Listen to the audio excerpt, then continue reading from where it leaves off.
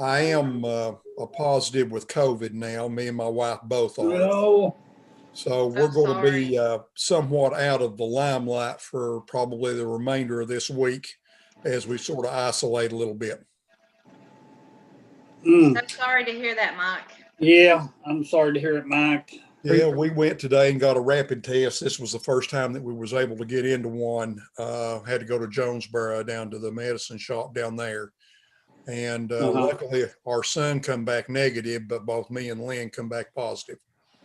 Are you feeling okay?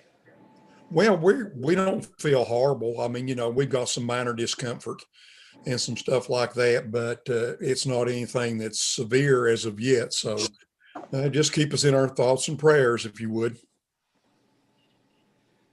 Yeah, you sound hoarse.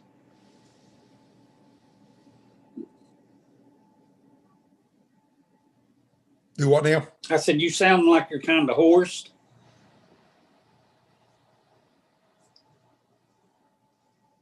As opposed to dog? No. What?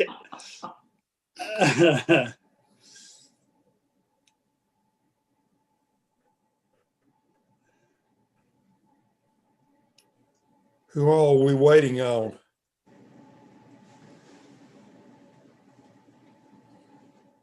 Mr. Birchfield's not here. Mr. Birchfield won't be with us tonight. Who won't? Mr. Kim Birchfield. Kim? Okay, he won't be there. Correct.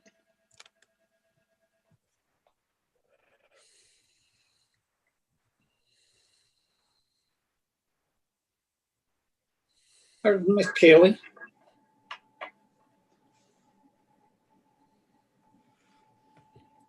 Kelly, that wasn't a very enthusiastic wave. Been a rough week. Yeah, and it's only Tuesday. Tuesday, yeah. Okay, are we pretty much ready, do you think, or we need to wait another minute or two?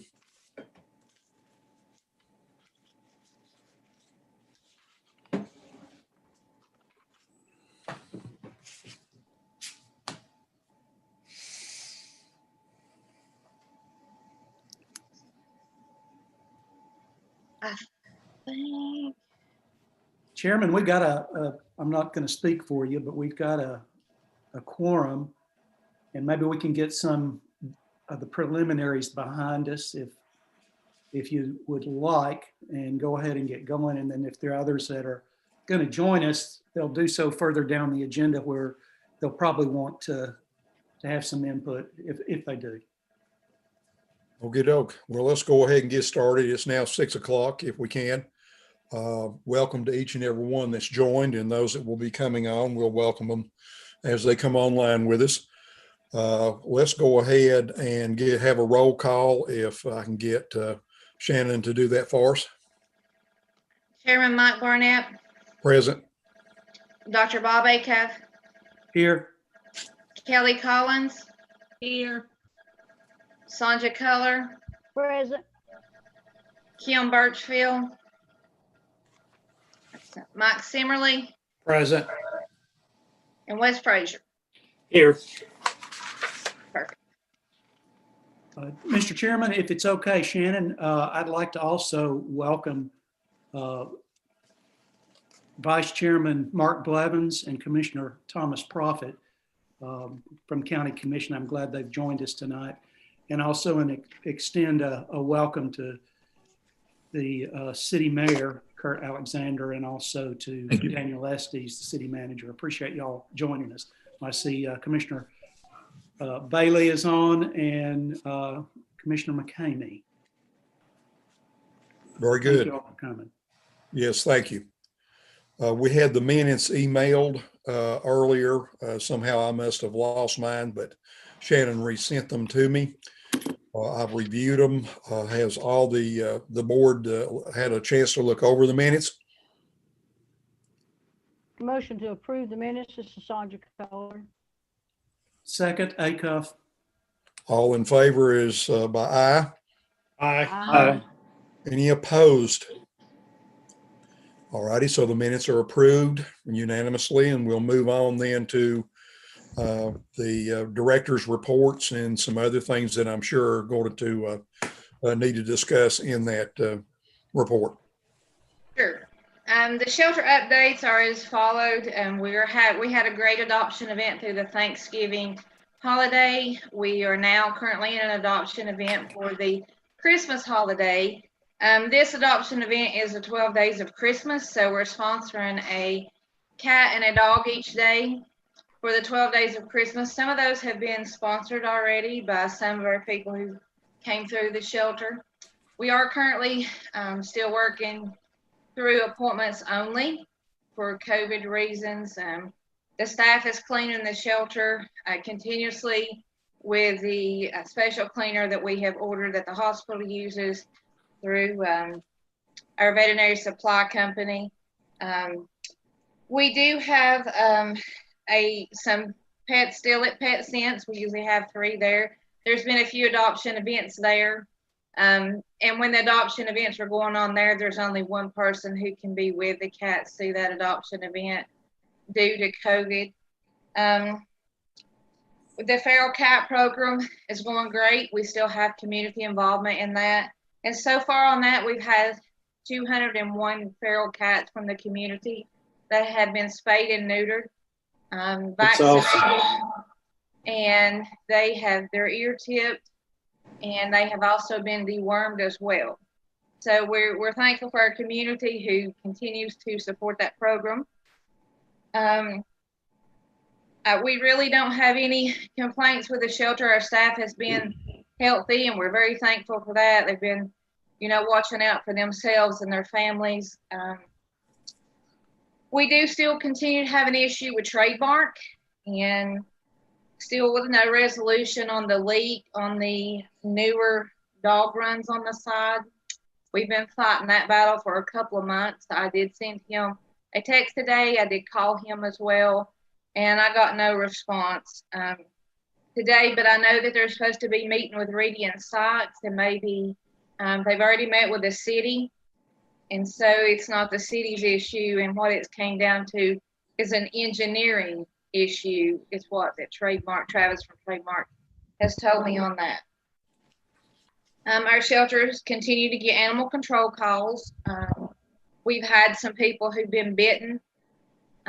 Recently, we've asked them to contact Grayson at the Carter County Health Department to report their bites. And again, I don't have the staff to send out on all the calls, but I have sent staff members out on a few of the aggressive calls just because there was close by children involved. So I felt it was best to send a staff member to at least get those aggressive animals. And one of them was at a convenience store in the city. The dog wouldn't let anybody in, and it wouldn't let them out. And kids just run right by them. So they don't know. But we did get that one and secure it as well. So I see the other things on the agenda that I think we're going to be speaking of going forward. Sharon, I will try to give the board and the other people that are online with us here an update. I did get an email from Joey at Reedy and Sykes about meeting with Johan, Trademark, shelter staff, myself, and I forget who else maybe was included in that. I'm sure Joey will be there, about trying to resolve some of these issues, as I think one is blaming the other. And so I think they want to try to get some resolution to this problem. But naturally, with my situation, I've had to put this off till next week. So hopefully we can get everybody down there next week and at least hash out what we think is causing all these problems and grinder pump issues and everything else. So, that's the best update that I can give you. Perfect. Thank you for that update. Just let me know when everyone can meet, and I'll just make sure to have the shelter staff available for that meeting. Okay, thank you. All righty, I guess I'll open this up to some input as to what the status is on animal control, operations of the shelter going forward, and other stuff. Whoever sort of wants to go ahead, and I know that Dr. Acuff had some comments that I think he would like to make as we go forward and talk about this. So let me go ahead and start with Dr. Acuff, and then we'll go from there. Thank you, Chair. I appreciate the time to speak to all of the board as well as those that have joined us tonight. As we're moving through considering different sorts of things for our own animal shelter, I take and I didn't get to listen to all of the financial management meeting on Monday, so I went back late Monday evening to listen to the recorded tape. And I think Chairman Holdren had asked folks to start querying budgets of other animal shelters around us. So I spent some time very early this morning looking at the Washington County, Johnson City budgets on what contributions they make to the Washington County, Johnson City Animal Shelter, along with their total budget. Currently, ending or for the budget year 2020, the animal shelter budget for Washington County, Johnson City is $1.1 million. If you break that down, Washington County contributed for 2020 $200,000. Johnson City contributed $250,000 and Jonesboro contributed $1,000. That makes up approximately 41% of the $1.1 million budget. Their fundraising efforts for the 2020 cycle, they projected that to be at 26% of the budget, or $290,000. They also have a restricted line item for donations, something that we currently don't have within our animal shelter budget, which makes up about 22%, or $247,000. So we're beginning to I don't know that we can actually compare apples to oranges here, because of the fact that if you look at the economic status of Washington County, Johnson City, even their population base is growing, ours is sinking or decreasing, and the mean incomes are almost $15,000 apart, with Washington County, Johnson City having a higher mean income. So as we move forward and looking at other budgets, I think it's incumbent on us to get those out there, do our homework, and provide that information not only to folks listening in on this call, but have it as recorded so that our constituents can go back and look at it, but also to inform members of council as members of the commission. I'd like to kind of shift the gears now for two other issues. I had calls earlier this week, sometimes on Monday, people left me voicemails or texted me saying that they had heard that somehow, and I don't know where they get this information, that the animal shelter board and the animal shelter in general was in some sort of violation because they didn't take action as previously asked by the Board of County Commissioners. I reached out to Josh Harden, and I see that he's not on the call tonight. We had a number of email exchanges, and I wanted to assure all of you, if you've heard those rumors, as well as others on the call and the general public, that we're not in violation. And in fact, even though there was some talk in 2017, when then Mayor Humphrey decided he didn't want control or have the jurisdiction over the animal shelter, the Carter County Board of Commissioners set up a board that stands tonight, the one that we have before us tonight, to actually take on the responsibility of managing the animal shelter. And even though there was some indication by that commission in 2017 that we should look at becoming a 501c3 nonprofit, there's lots of discussion that you can find, and I can remember, I'm sure Commissioner Culler, Commissioner Collins can also remember some of those discussions. about that. And we considered, because of the state of the county, that it would be almost impossible for us to become a 501c3, particularly overnight. We have to have an entity that would come alongside and actually be that agent. I don't think any of us on the county commission can snap our fingers, even though Attorney Harden says it's pretty easy to become a 501c3. I don't think that's part of the county responsibility. And even though, as the commission in 2017 were asked to consider a 501c3, by state law, a previous commission cannot dictate to future commissions. So the only way that this current board of commissioners could address a 501c3 status would have to be for them to come to this board, in my understanding and talking with Josh, to request that. And we don't have to adhere to their requests based on a number of factors. So I just wanted to get that out there and get the misnomer that we're not in violation. I think it becomes very detrimental to our efforts, like it did a number of years ago when people thought we were violating the law because we had a mayor that was accusing shelter employees, as well as the director, as well as county commissioners, of wrongdoing. The other thing I'd like to digress a little bit, Chairman, although it is related, is the fact that we have a number of nonprofits in Carter County. I have not gone through all of them today, but you can find those at the state of Tennessee Secretary of State site. It's SOSTN.org, I believe, or you can Google it, and you can look at all the Carter County 501c3 nonprofits. I wanted to pick 3 tonight because I think they're very instructive.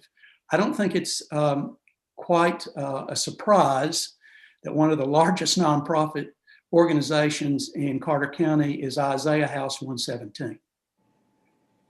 They ended up the 2019 fiscal year with an excess, as the Secretary of State says, an excess budget of $2.1 million. Oh, excuse me, $2.5 million. I sit on the board and am a chair of a board of one of the middle tier nonprofit organizations in Carter County. That's the Boys and Girls Club. Our revenues for the same period in 2019 were $890,000. We ended up with an excess at the end of the day of $290,000 left over as a carryover for next year. I point that out in that we were blessed this year to open up a satellite for the Boys and Girls Club in partnership with Hunter First Baptist Church on Stony Creek Highway in their Christian Life Center. We are really taking it day by day, and if we're going to be able to keep that nonprofit open or not. If we look at the public contributions that come into the Boys and Girls Club, we're almost 66%. The public contributions make up $590,000 of that $890,000 total budget.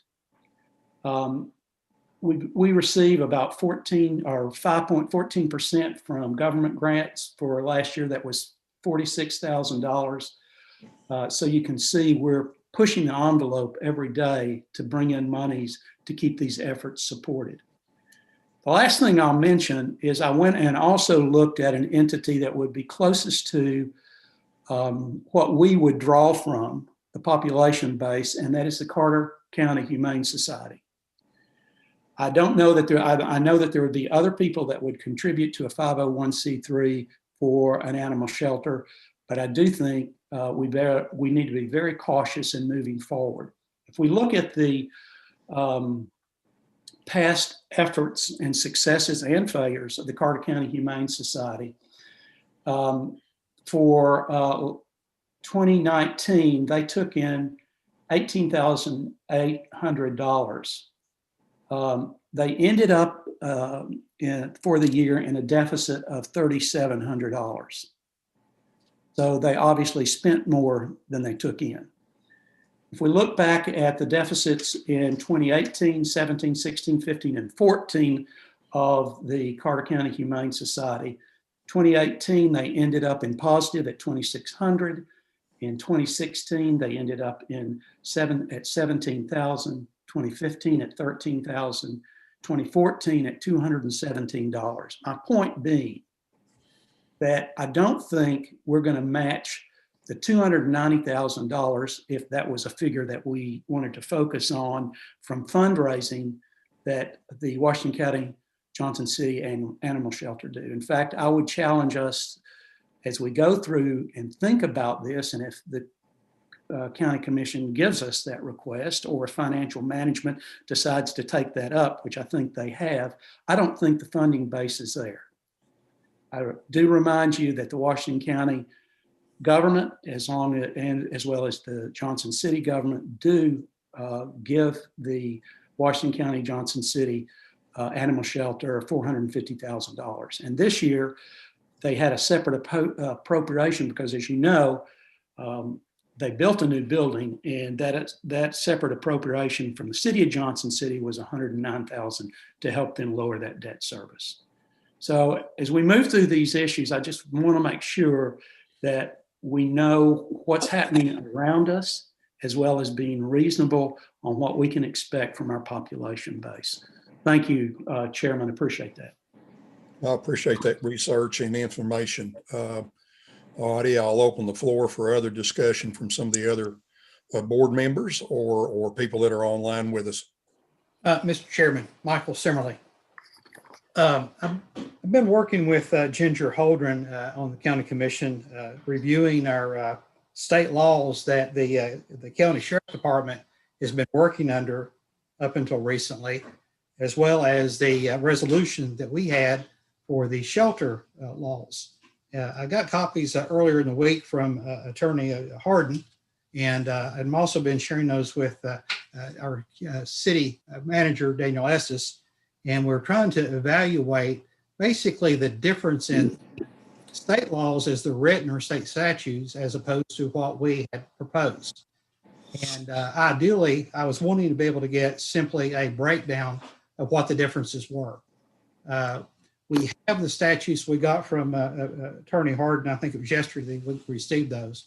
So we've not had an opportunity yet to kind of digest all that. I'm not an attorney, but working with two attorneys, we're trying to figure out, again, just to make it pretty much black and white, to come before County Commission to explain in layman's terms, if you will, exactly what the differences are in the laws. Again, as what the state statutes are currently that Dexter and the County Sheriff's Department is working with, as opposed to the resolution that we had proposed to the county for the animal shelter officers to work with.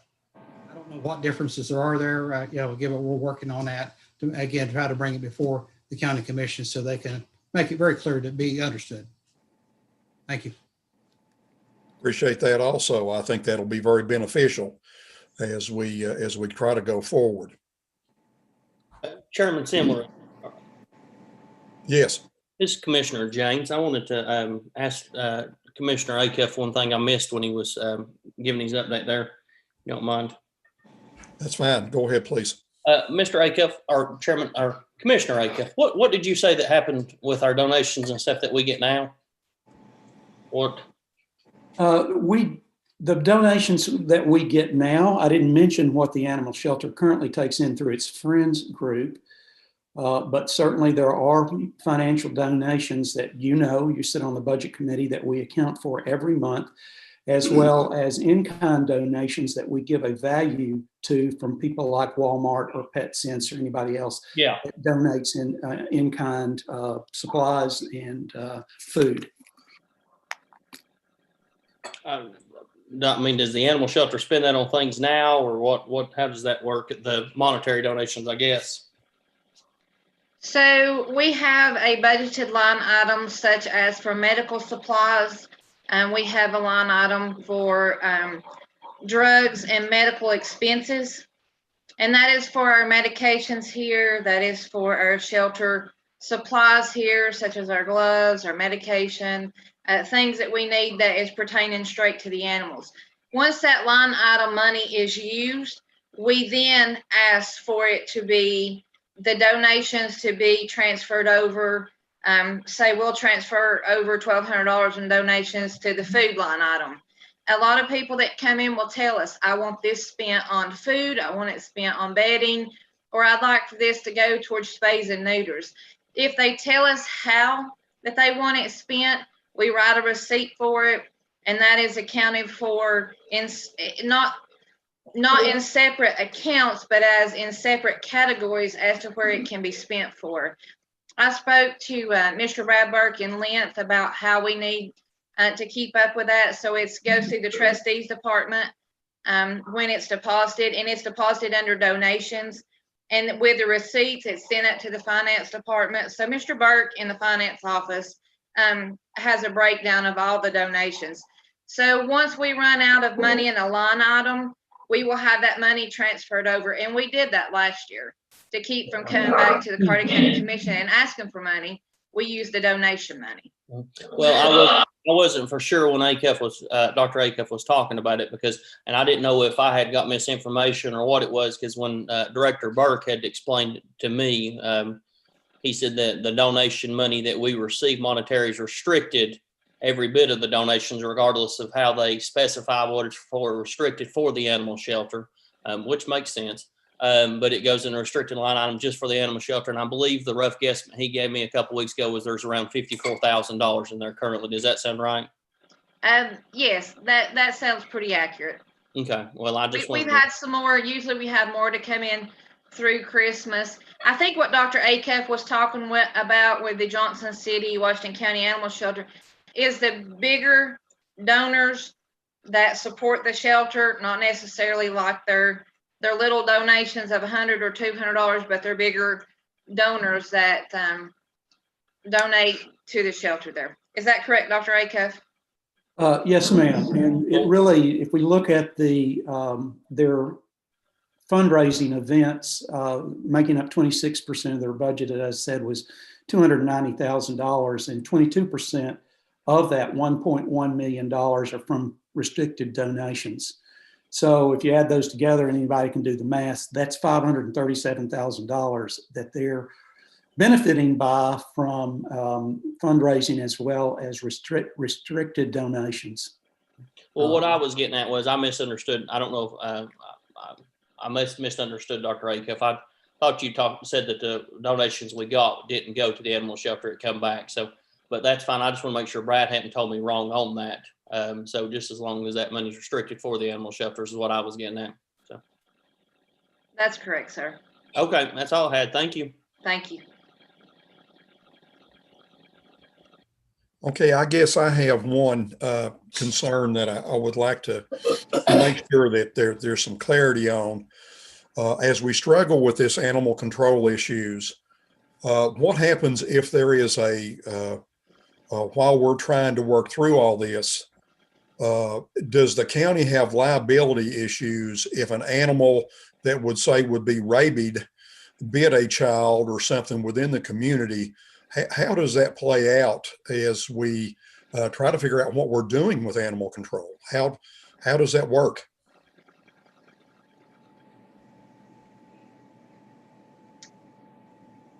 Well, my understanding is that we have animal control. We have announced we have animal control.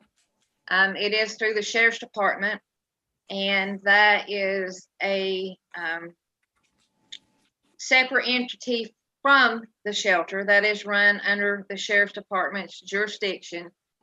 So if we have a known aggressive animal and no one responds, I've had this happen.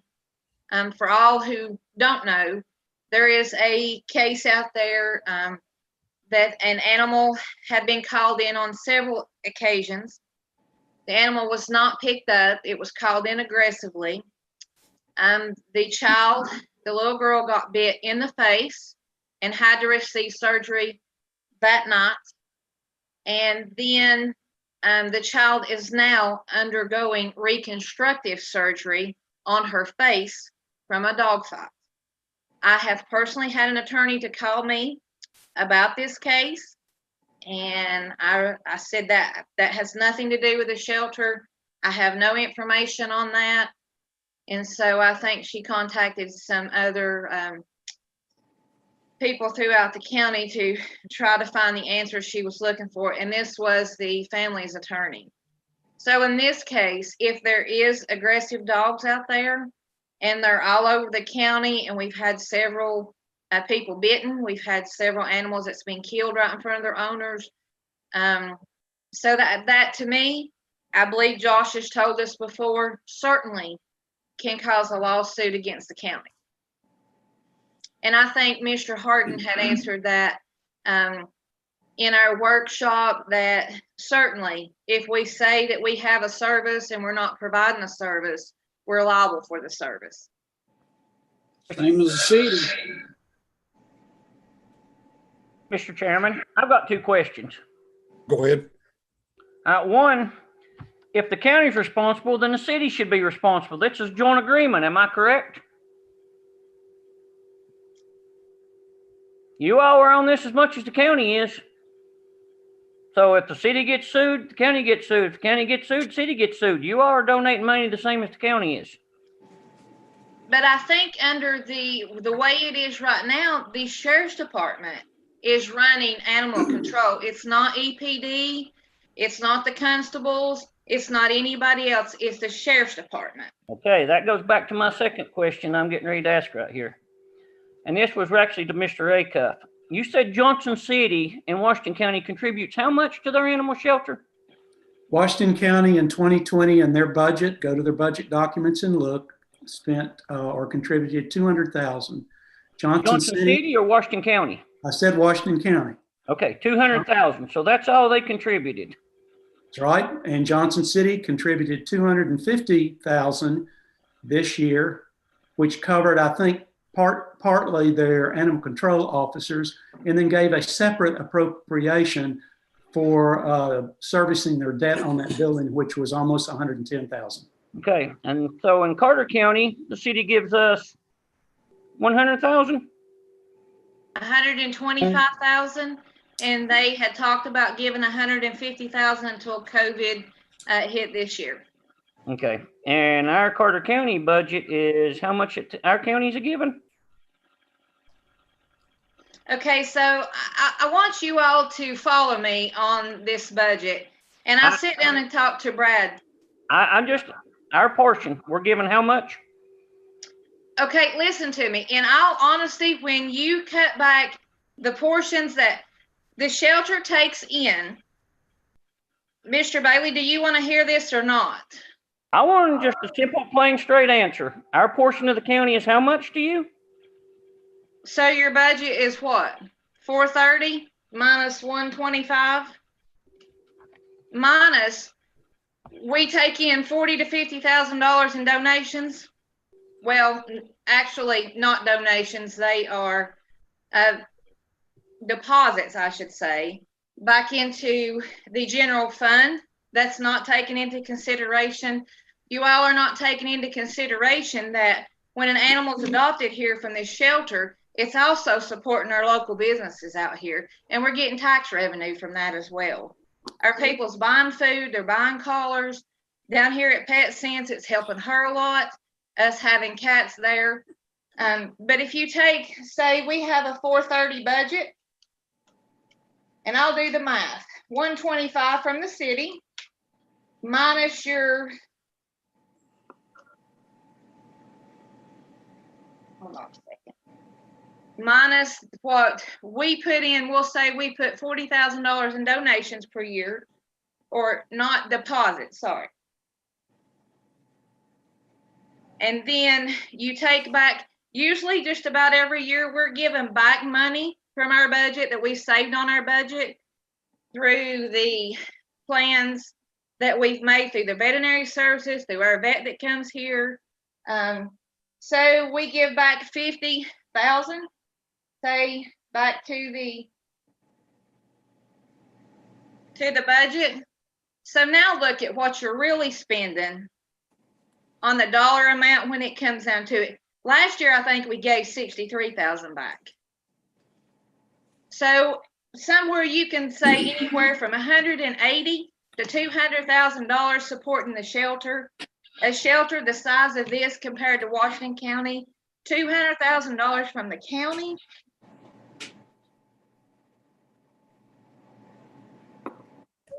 Shannon, can I also throw one thing in here as well? Absolutely, sir. Just, I know we're trying to focus on the dollars and cents, but in reality, what we also need to look at is we're trying to separate this city and county when in essence, we're all in the county. So those of us in the city are giving a county contribution, plus we're getting to give another contribution because we're in the city, and we don't mind that. But if we're trying to make it 50-50, then you shouldn't depend on 50% from the city and 50% from the county, because we're all county residents. So we're all, even in the city, we're paying our share to the county plus another share to the city. And oh, by the way, we donated the land in the city to build the shelter. So, that as those of us on the city side, we don't mind doing the shelter. I mean, it's a great thing and y'all do a great job. But, if we're looking at it on a 50-50 split, that's really hard to do, because 12,000 people or 14,000 that live inside the city limits are also county residents. So that's really 1/4 of the total county residents are city residents as well. And Mayor Alexander, if I could add to that, I just looked at a 2019 estimate for Washington County and Johnson City. Washington County was 129,000 and change population, and Johnson City is 66,000. So really the city of Johnson City is half the population of all of Washington County. And to your point, if we were at 14,000 and Carter County's at 57,000, that puts Elizabethton as about 24-25% of the total county population. So that proves your point to be accurate. Yeah. The reason Johnson City's and Washington County is 50-50 is because the population's that way. Actually, I think you're about 30-some%, because that's what we have to give to you if we build something with the schools. It's like 30, 31, 32%. Well, I was just taking a rough number on, if you look at the population data, roughly at 57,000 and us at roughly 14, which I think we're both lower than that now. We'll find out when the 2020 census finally gets out. But All right, thank you. I want to make something clear. When I threw those numbers out, that's not shelter accounted money. When I sat down and talked to Brad Burke and came down to the dollar amount figure, he agreed the figures is correct, but the actual way you have to say it is the donations or the deposits that come into the shelter is not actually shelter money. It's going back into the general fund. So the money that is unspent here is not actually shelter money, because it's not been spent to a line item. It actually goes back into the general fund. So the bottom line was the total dollar amount that the shelter spends. I want to thank the city for giving us their part. I want to thank the county for giving us their part. We certainly try to do our part in the city and county to take care of these animals as they come in. I can tell you it's a much needed service. We've taken them in all over the county.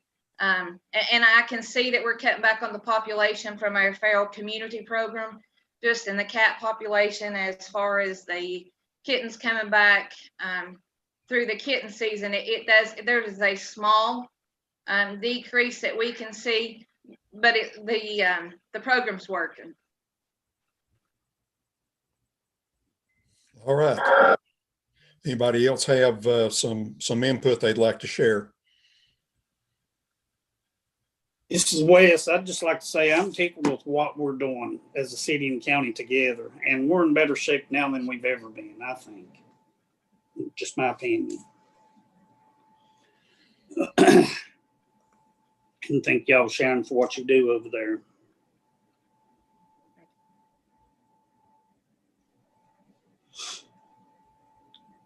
Okay, do we have any other comments? As far as going forward, I've not heard anything about the animal control meeting, or if it's going to be revisited. I haven't heard if there is anything said. I'm not aware of it.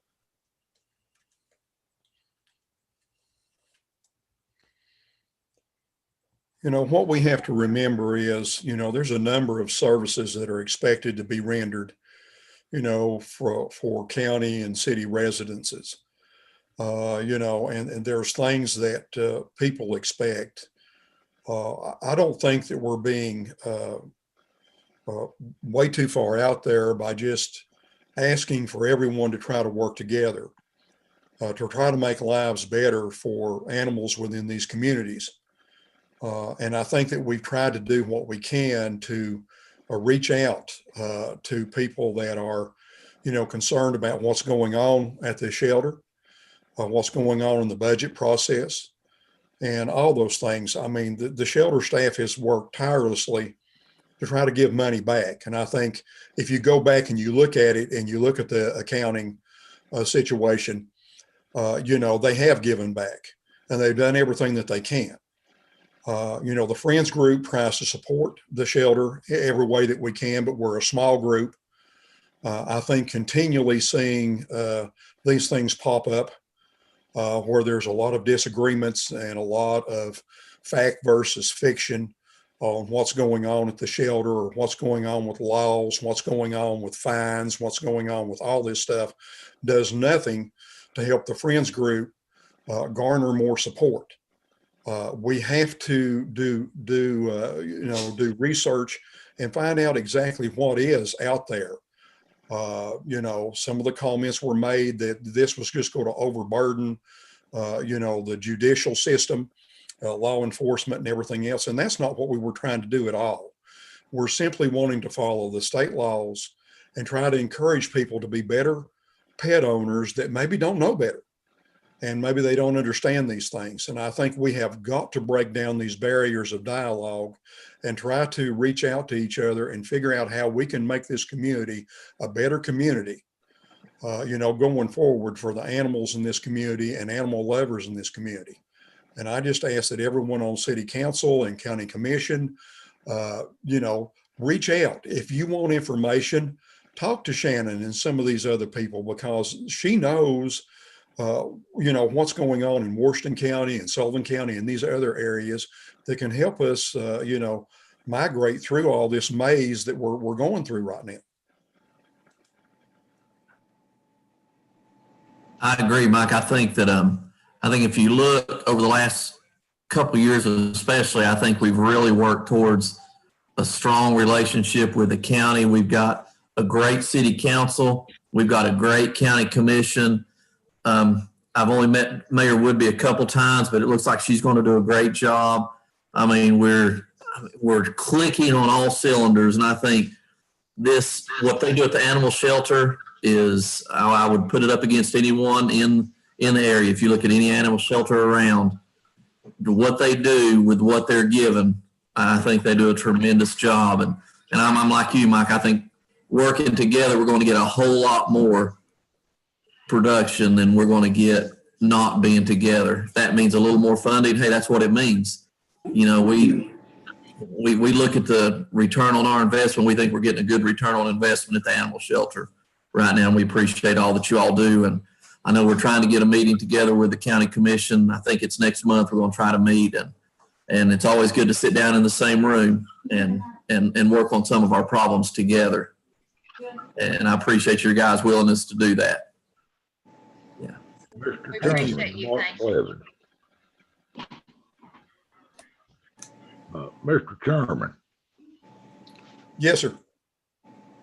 Mark Blevins, First District. On this animal control officer, couldn't we go back and get one like Freddie was, that, for animal control officer just to go out and pick up dogs and stray cats and stuff?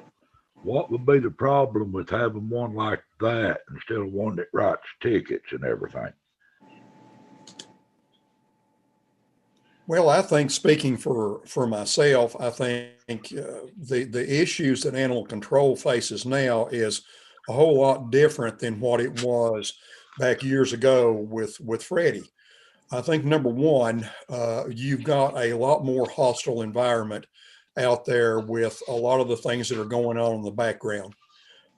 We've got people that are training animals, and we have drug offenders and stuff out there that are using aggressive animals as a means of protection. I think also, you know, if all we're wanting animal control to do is just go up and pick up a stray dog, then, you know, we're never going to get ahead of the game. We're always going to be funding something to, you know, never allow us to move forward. As we've done with this feral cat program, we've been able to partner with these folks to help eliminate an overabundance of population of feral cats. And so that's a positive step. That's not putting the cart before the horse. That's trying to get a handle on issues. And I think that's the same way with animal control. We need to educate the population about rabies. We need to educate the population about abuse. And there needs to be, you know, some kind of fines attached to abusers that continue to abuse these type animals and things of that nature. So it's a little bit different, you know, type of environment. And also, if we look back at the way Freddie's pay structure was basically set up, he was getting a tremendous amount of overtime. You were looking at $70,000, $80,000 a year because he was going out on night calls and everything else. So we're trying to spread that out between people to sort of mitigate the you know, the extreme costs. So, you know, there's a lot of things. And Shannon, you can jump in there and also address Mark and why we're trying to do this a little bit differently. Well, that I understand where you're coming from. I was just wondering why we couldn't do that. The sheriff's department, I think they ought to be able to answer these calls and stuff. Now, whether he does or not, that's his privilege. He don't do it apparently. But I was just wondering why we couldn't go back to somebody like Freddie was, and if nothing else, stick to the state laws and not no more laws. You know, we got state laws on the books, and I think we, you know, that are being enforced. And I appreciate your time. Thank you. Yes, sir.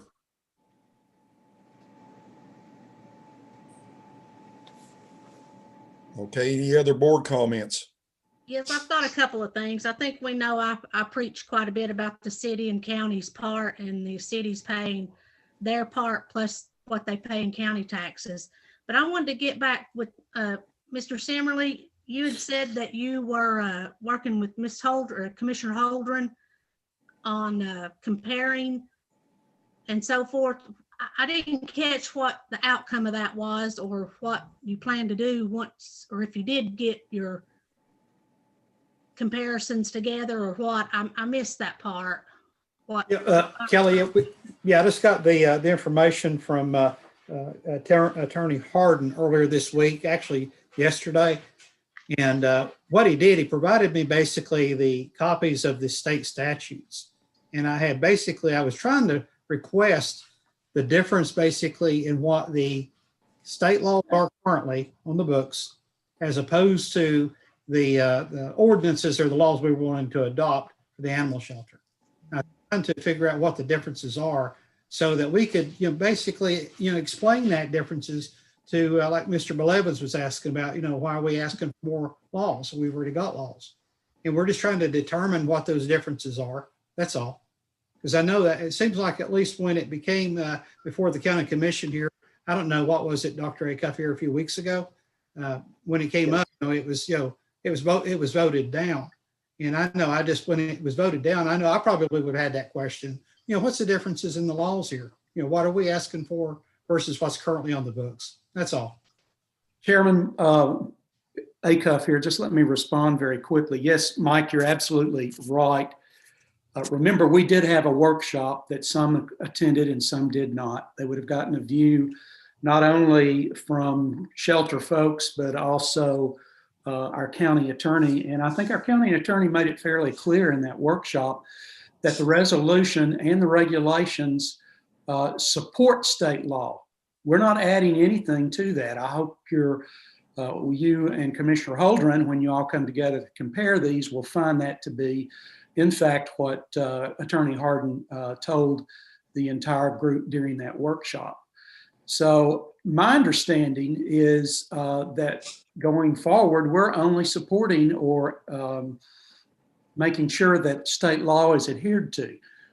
Also, even it was brought out, if you were listening to the commission meeting that evening, that we had in previous sessions when this was considered through law enforcement, Mike Hill was the chair, he's still the chair of law enforcement, that we had an onslaught of bear hunters and coon hunters come and actually say, you can't do this to us. So we wrote Mr. Hill and with the county attorney wrote a resolution that excludes those groups. So sports animals are outside of that. Likewise, with agriculture animals, unless they are being neglected or standing out in a field and have no food or water, have their ribs showing through, I wouldn't see the animal control officer ever visiting a farm unless that's been reported by a citizen and there would be some concern. Yeah, Dr. Acuff, I don't know that there was any changes. When I looked at it just briefly last night, I couldn't really find any changes. But again, I'm just looking through it. I just want to, again, try to make it as clear as I can to the county commission that Sure. whatever those changes are. And I don't know that they're, like you said, I don't know that there's any changes, but other than what current state law states, but we'll find out. Yeah. Thank you You're for welcome. doing that. Actually, if I could finish what I was asking about, I wanted to know if you were going to present this to the city council and to the commissioners in the next month, or what you were planning to do there with that was actually what I was trying to get at. Yep. Kelly, I'd be pleased to do that, and just give me enough time to work on it. Like I said, we just got the state statutes last night from the Attorney Harden, and I did forward them to Daniel Estes, who's helping me look through it. And again, we're just trying to determine. But yeah, I'll be happy to come before county commission as well as city council to show and explain the differences, what we were talking about. Okay, thank you. You're welcome. Mr. Chairman, Barnett. I'm sorry, go ahead. Yes, go ahead. Okay, this is Commissioner Holdren from Carter County. Thank you for letting me speak. Thank you to everybody who's present tonight and all the hard work and research that everybody's doing. I'm very pleased to see a greater attendance. I cannot say that I disagree with anything that anybody has said tonight. All are good points that everyone is making. I reached out to Councilman Simmerly because he and I have a personal relationship outside of our public service. And I think he and I are both the kind of people that like to see peace and cooperation, compromise where needed. So my intent was, to bring city and county representatives together and look at that, because whenever Shannon, wrote her articles and went on TV, she kept saying, all we're trying to do is pass state law. But I had spoken with Attorney Harden myself, because I'm going to try very hard not to ever make public statements without doing my research first. And Attorney Harden told me, yes, there are things in there that are not part of state law. So I wanted to know what those were specifically.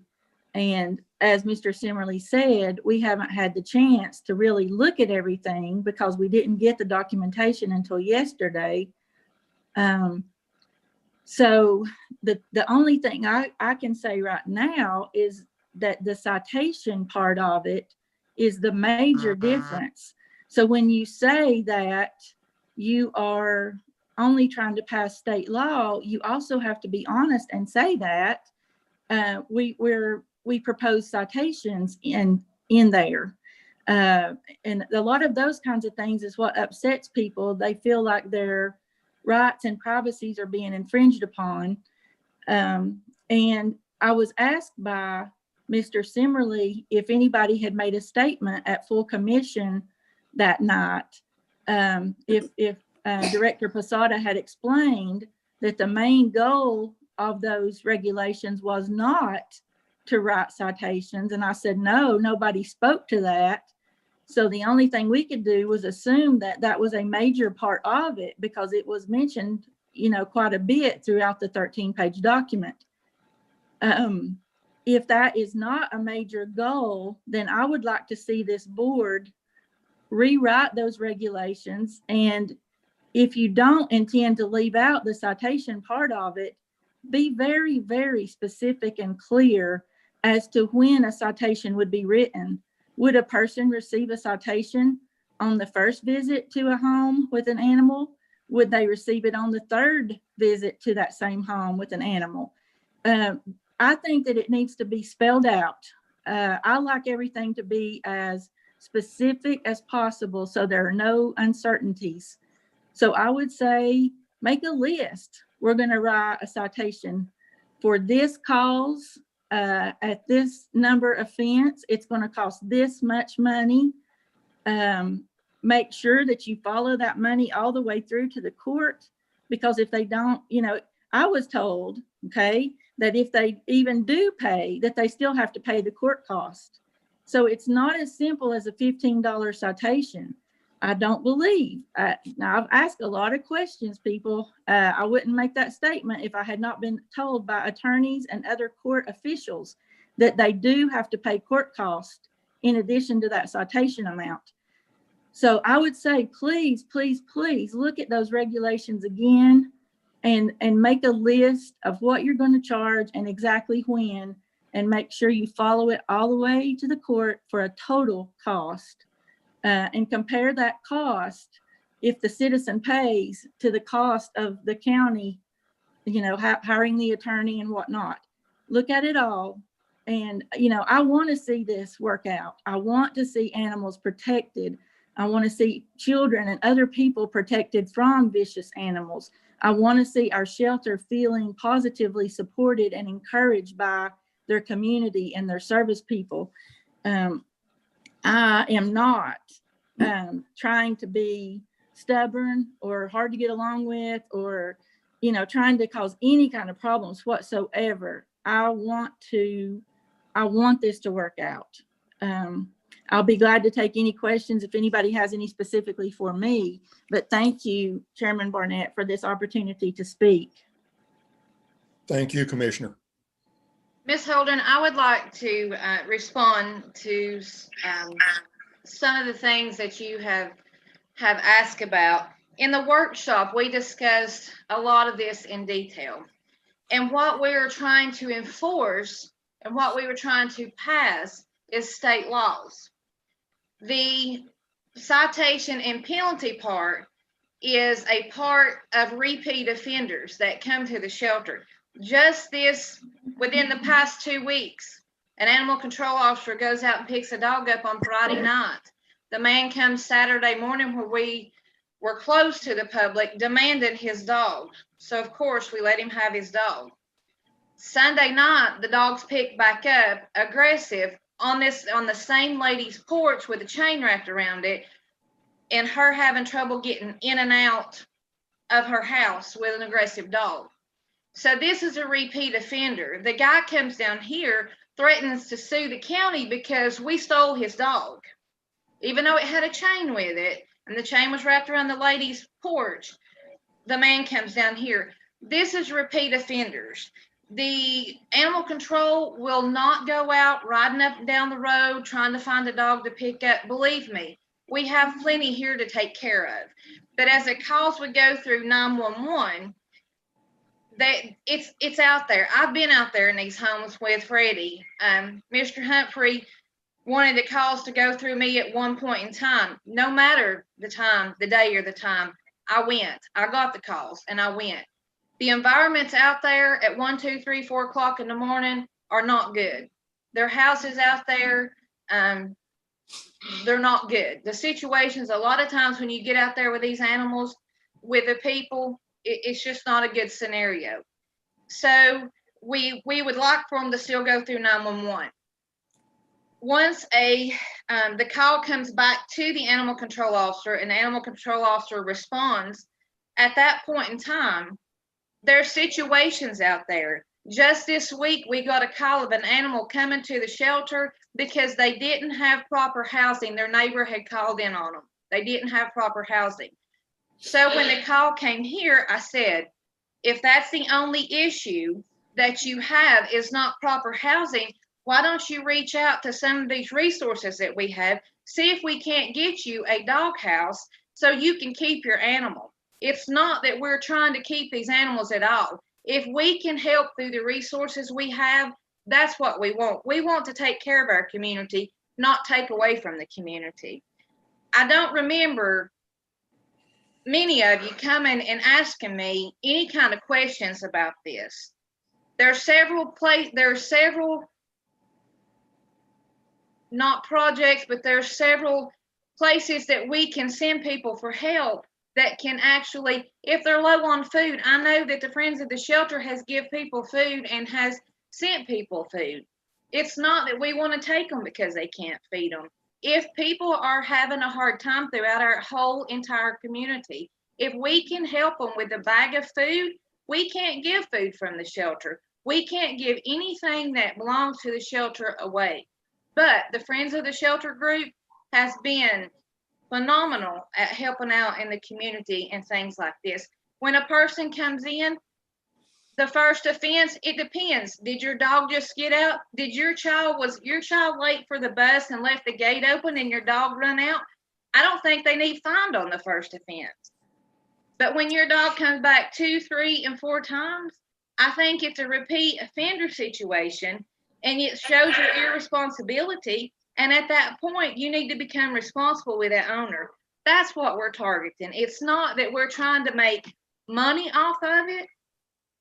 I've talked in depth with Washington County. You're welcome to call. Tammy Davis is her name. Wayne is her animal control officer. They're as honest as they can be. I've talked to them about the citations, and she said, Shannon, the citations that actually goes to court are very, very low. People would rather pay the $10, $15, $20 penalty than go to pay the court costs. So, and that's where that came in. I'm not real sure where that got blew up, that it was all going to be through court. I don't see very many even going to court. We have more cruelty cases going to court, and those are very small at this point than I see we would ever have citations. Most of the people, when you say it's a $15 return to owner fee, they'll say, I'll gladly give you that to get my dog back. And they'll pay it. It's not that we're trying to make money off anybody. We want people to be responsible about their animal. I hope that clarifies some of the confusion up. If you have more questions, Ms. Holder, please come and ask me, call me, talk to me. All we're trying to do is help the community. We don't want to harm the community in any way. Shannon, this is West Fraser. That's just like next door here. Some of you probably don't even know about it, but we had a situation where they were breeding pit bulls next door here and just making the money off of them. The pit bulls had got out and attacked some of our police officers and other people until we finally had them picked up. You know, it's things like that. We can't have dogs running around attacking people. Some guy riding his bicycle down the street here and pit bull goes after him. You know, it's situations like that we're trying to correct. We're not trying to create no problems. Chairman Barnett, may I respond, please? Yes, ma'am. What I was saying, Director Posada, is that I think it needs to be spelled out in black and white. I think that it's wonderful if you state to the public that you're only going to charge repeat offenders, but I think it needs to be spelled out in the document itself in black and white, because that's what the court system is going to go by if it ever does end up in court. That's what the people and the commissioners are going to be reading as we're deciding whether to pass something or not. It all needs to be spelled out clearly in black and white. So what I was saying was not, you know, for us not to do citations possibly, but be very specific about when and how much those citations are. I was not disagreeing with what you said at all. I do not disagree that there has got to be animal control. I need you all to hear what I'm really saying here, please. And also, has anybody besides me asked the people inside the court system about the court fees, because I've asked the question no less than 4 times to different people, and I have been told that if a citation is written, there are court fees attached immediately, just like a speeding ticket. They do not go away if the person pays the $15. If that is incorrect information, please know that I have been told that 4 times by different people. I'm asking you all to please check into that and see if you get a different answer and from whom you get it, because I need to talk to them. That is not what I'm being told.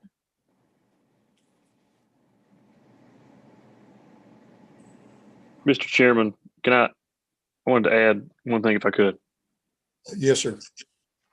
I was going to offer again, I think it may have been last month or month before last when the Animal Shelter Board met and was discussing the set of regulations. And I made the statement at that meeting, but then the question came up at the full commission meeting when I was in the audience, and I heard the question about what was the city going to do in relation to these regulations, and was the city going to take them up? And I think the thinking was, and again, I'm trying to read somebody's mind and try to figure out what was going on in the meeting, was that, well, if the city wasn't going to have any animal control regulations, then maybe it's premature for the county to take it up. But I want to repeat what I said at the last animal shelter meeting, which was, first of all, we already have ordinances on the books in the city that apply to animal control. But second of all, the other offer, and again, and I'll repeat it, is I think we'd be more than happy to look at if we need to harmonize or adopt something similar to where if you have animal control officers at the shelter, because if they cross from the city boundary into the county, if that makes sense, I'll be more than willing to look at that. That door is definitely open for us to consider it if it's needed, and if things are fine the way that they are, that's great. If what we have on the books is great, but if we need to change, I think we're more than willing to look at that to make it easily understood by the public and also easily enforced by staff. Chairman Simmerly. Go ahead, please.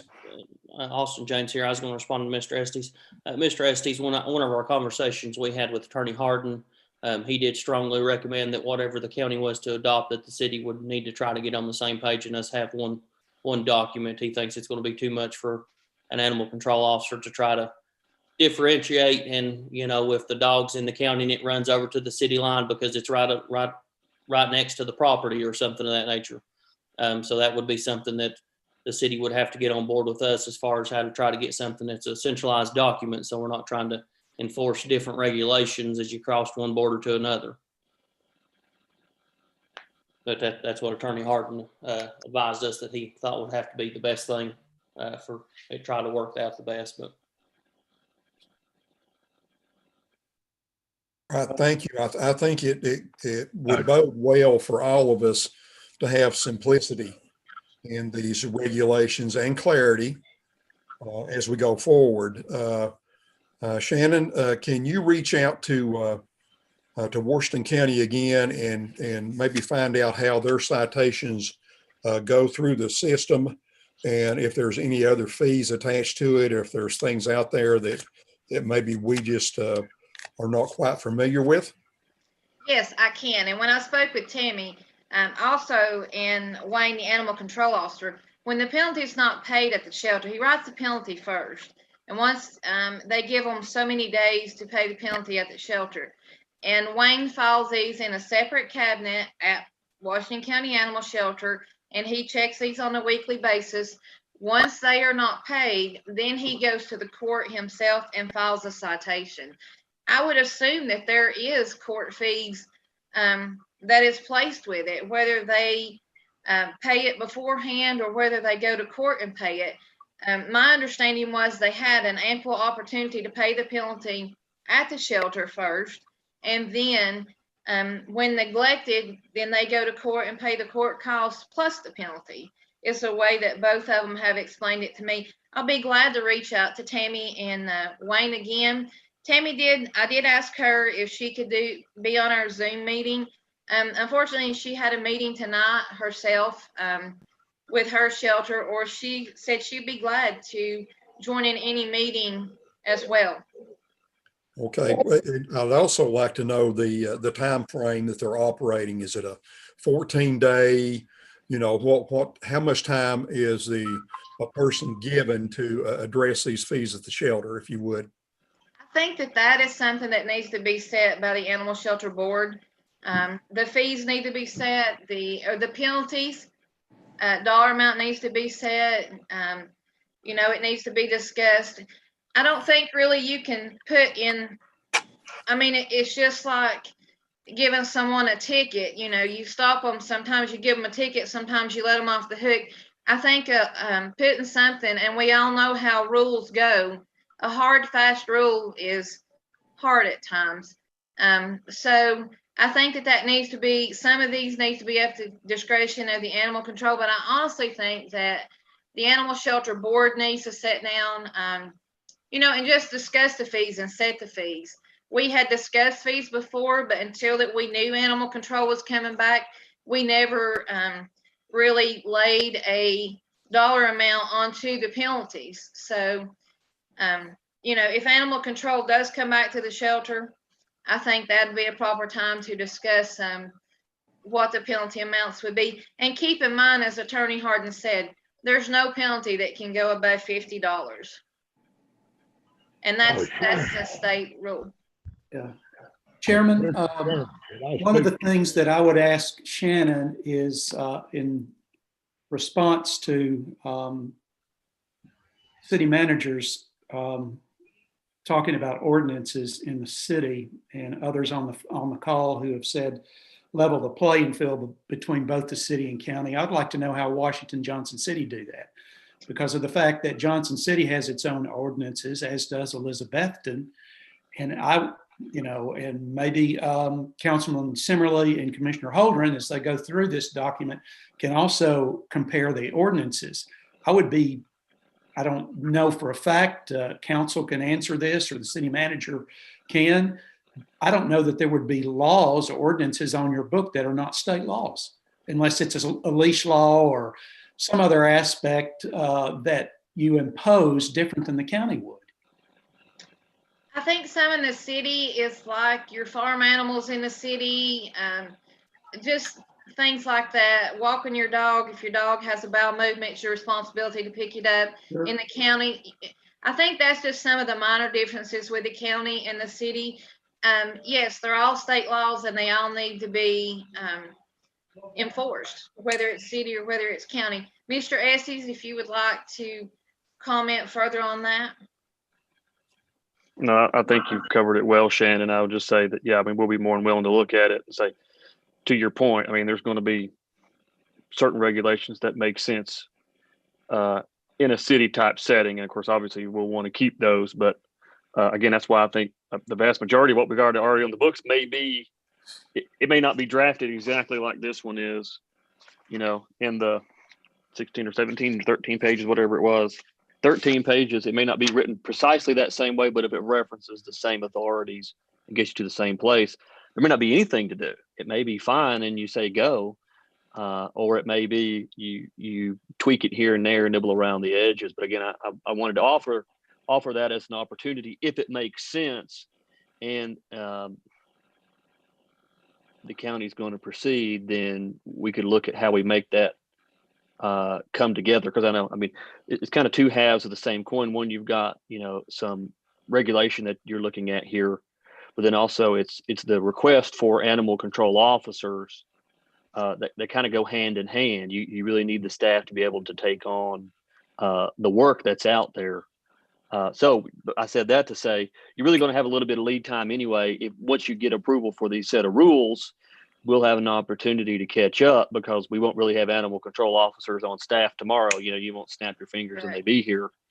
So we'll get a chance to figure that out, and we're always, again, willing to work together on it.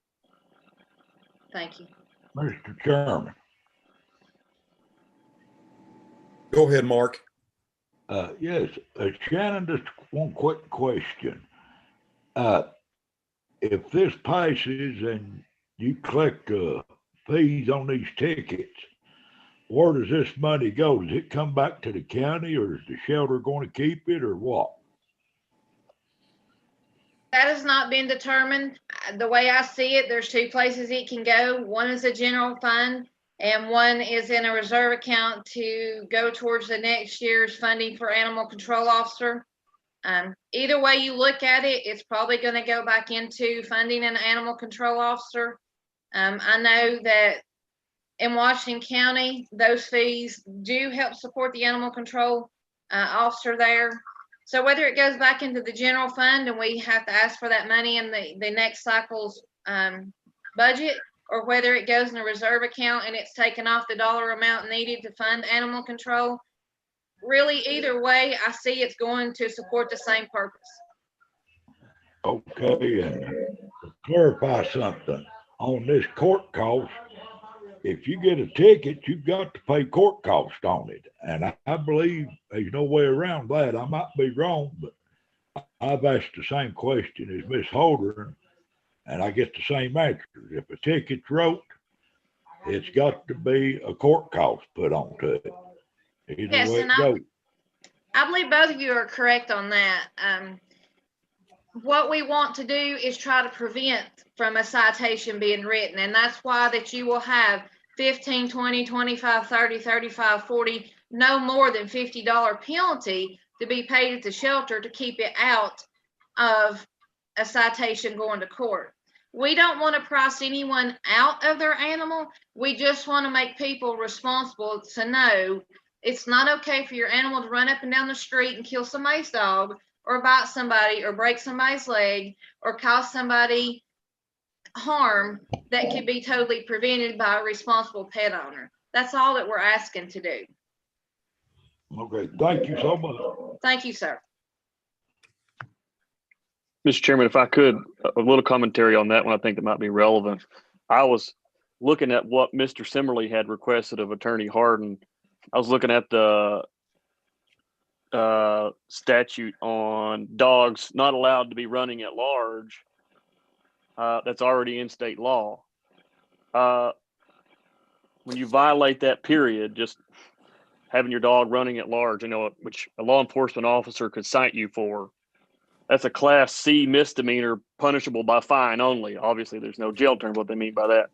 Well, if I pulled it up right, and forgive me for doing this on the fly, a Class C misdemeanor is a $50 fine. If your animal is running at large and causes damage to the property of another, again, a law enforcement officer can do that today on state law. So that'd be, if your dog bit another dog or another animal, or, I don't know, what would they do? Chase your kid on the bike and bite the bike tire or something. Well, that's a Class B misdemeanor, which can get you a $500 fine right now under state law. And it goes up from there, obviously, as the severity of the damage the animal would do when it's running at large. Again, that's already in state statute. But I guess I'll say that to say, I think there may be a lot that overlaps here, and I appreciate the commentary that's happened tonight to say that, yeah, maybe some clarification on that's useful and how that happens. But if it gets to the point to where, even right now, if law enforcement has to go and cite you for letting your dog run at large because it's bad enough that you deserve a ticket for it, you're going to get the fine anyway, and you're probably going to get court costs by default now. So that's that,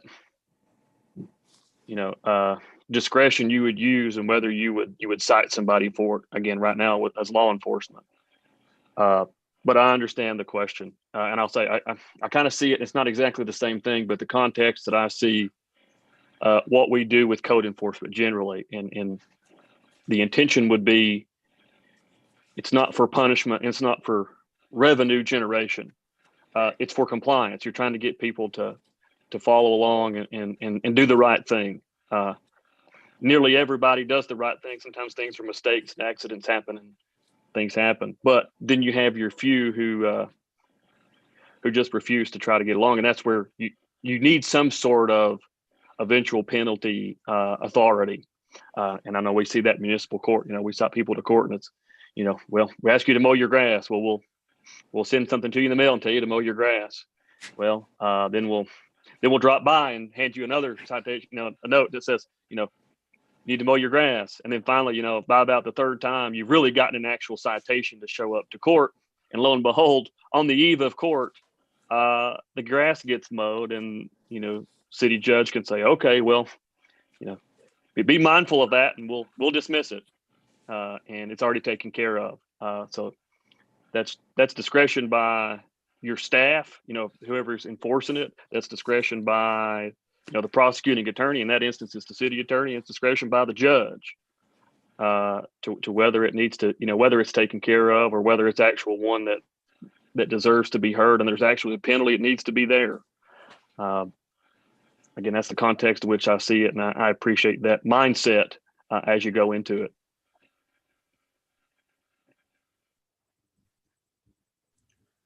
All right, anyone else? Well, if not, I guess we've got a lot to sort of do a little research on and try to come up. I appreciate Commissioner and Councilman working on some of this from behind the scenes and trying to put things together. And Shannon, get us some more information, and board, we can get together and try to come up with a little more clarity once we have some background information and see how other people are handling this. As far as that goes, I appreciate everyone that has been here with us, all the commissioners that are on there, city leaders, board members, and Abby, thank you for hosting this and getting this thing up and going. I know that Shannon has a wealth of information if you need to reach out to her. I am available, but of course I will not be available for about a week as I go through this COVID isolation here at home. But any way that I can help, I can be emailed or whatever, and I'll be glad to try to do what I can to break down any barriers or confusion. So if no one else has any further comments, I'll ask for a motion. Mr. Chairman, I lost connection there for a second, so I had to get back on. Shannon, when you talk to Washington County, would you also ask if they have some kind of fees or what their fees are, so we kind of get a lead from them? Yes, I did get a copy of their penalty. They have like a little sheet that they actually fill out that is numbered, like a receipt, and they're numbered. And that tells what the violation was, if it was a penalty. And on the back of that, if it's not paid within their time frame, then the citation, and there's a sheet actually for the citation, and it has the fees on there. I believe Tammy said that their board members had set the fee per penalty. So yes, I have a copy of those. I'd be glad to show those to anyone that would like to see those. Okay, thank you. Thank you. Shannon, could you also find out where this money goes? If it goes back to their shelter, or where this money goes? Does that make sense, where it goes once they get it?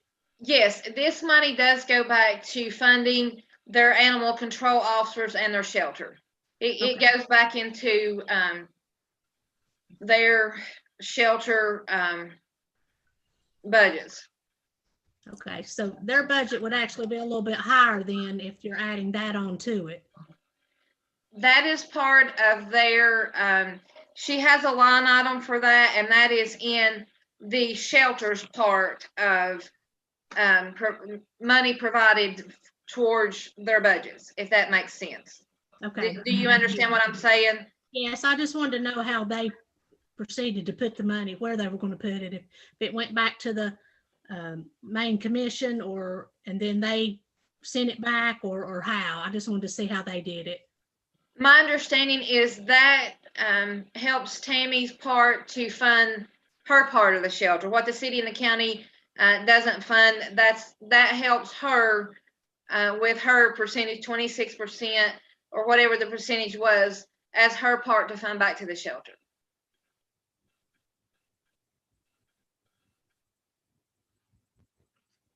Okay, are we good? Chairman, I'd just like to say I appreciate everybody coming tonight too, especially all the commissioners that's come so we could have this talk. And I'd just like to appreciate, and I really appreciate you showing up with everything you got going on. everybody just to pray for Mr. Simmerly while this he gets over this. But that's all. Thanks, everybody. All righty. Do we have a motion? So Make a moved. motion, Wes. I'll second. All righty, very good. We have a date for the next meeting. Shannon, what is that? I don't have my phone with me. Give me just a second.